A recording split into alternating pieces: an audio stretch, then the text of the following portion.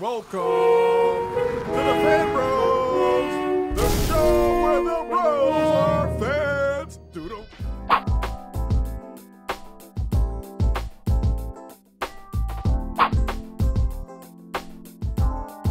I just got back from Guardians of the Galaxy, and I have to say the movie was confusing. I hardly knew any of the characters, and it was a lot to digest in just 2 hours. Having said that, it was epic. There must be a comet getting ready to hit Earth. The apocalypse must be nigh. Dogs and cats living together. Because I'm admitting to you right here and now that I really liked this movie. A movie that contained a talking raccoon and a walking tree. That's just not supposed to happen. I gotta give it to Marvel. They went all out with this movie. They did Iron Man, Captain America, Thor, Hulk, Avengers. And yeah, those characters are no-brainers. Just about everyone knows something about them. But Guardians of the Galaxy?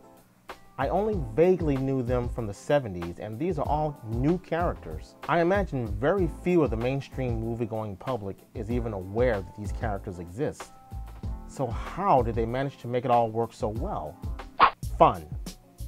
That's the key. As convoluted as it was, as confusing as it was fun. All the main characters, both CGI and human, were fun to watch. It was a good script. It was relatively intelligent. There were a ton of characters in this thing, but the script juggled it all very effectively. The story actually made a little bit of sense. It was easy to piece together, although there were a lot of things about it that you had to try to keep up with.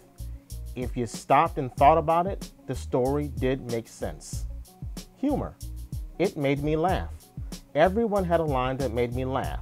People, the raccoon and the tree made me laugh. The scope. This is truly a game changer in that it does widen the Marvel Cinematic Universe to the nth degree. I loved how they introduced all these cosmic characters, of which I was only kind of familiar with, but they introduced them all into the Marvel Cinematic franchise. I'm going to go out on a limb here, but you could make the argument that this is the Star Wars of the 21st century. What? I don't say that lightly. Effects, all awesome. Damn it if that raccoon didn't look real. Oh, yeah. The CGI is superlative.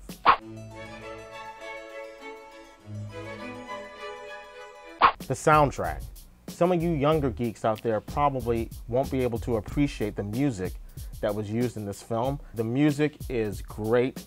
If you're of an older age group, which I probably am now, you will really appreciate the music that was used in it. It was totally counter to what we're seeing on screen. You had the Jackson 5, you had the 5 stair steps. Again, it's just another example of something working that shouldn't. This music shouldn't have worked, and it fit perfectly. I salute the creators of this film because they threw everything into this thing, including the kitchen sink.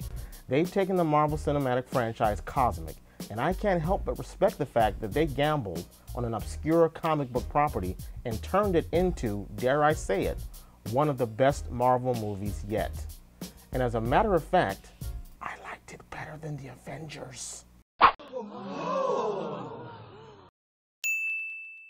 And for the non-geeks who might be hesitant about seeing this, forget about it.